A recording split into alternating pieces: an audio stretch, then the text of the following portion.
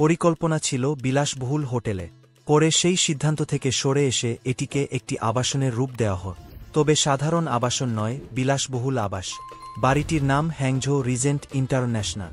অনেকের মতে চীনের হ্যাংঝো রিজেন্ট ইন্টারন্যাশনাল অ্যাপার্টমেন্টটি বর্তমানে বিশ্বের সবচেয়ে জনবহুল আবাস। হোটেলের বদলে বাসভবন তৈরির পরিকল্পনার পর ওই ইমারতের অভ্যন্তরীণ নকশাও বদলে ফেলা হয়। ছোট ছোট অসংখ্য কক্ষ তৈরি হয় আবাসনের প্রতিটি তলা। একটি আবাসনের নিচেই যেন আস্ত একটা শহর। কি নেই সেখানে ৬৭৫ ফুট লম্বা এই আবাসনে একসঙ্গে ২০,০০০ মানুষ বাস করতে পারে। ইংরেজি আকৃতির বিশাল ঝাঁজকোচকে ইমারত। দূর থেকে দেখলে নজরে পড়ে শুধু জানালা আর বারান্দা। ২,৬০,০০০ বর্গমিটারেরও বেশি জায়গা জুড়ে অবস্থিত এ অ্যাপার্টমেন্টটি ২০১৩ সালে উদ্বোধন করা হয়।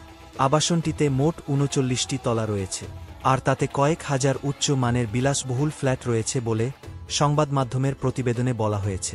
শুধু তাই নয়, এখানে রয়েছে নানা বিপণী কেন্দ্র, রেস্তোরাঁ, স্কুল, এমনকি হাসপাতালও।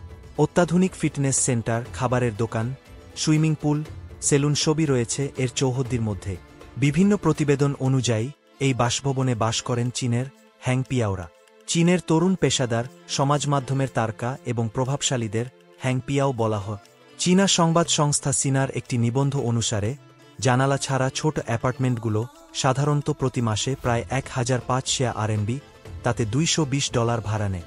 অন্যদিকে বারান্দাসহ বড় ইউনিটগুলোর ভাড়া ৪,০০০ RMB, তাতে $৫৫০ পর্যন্ত বা তারও বেশি হতে পারে।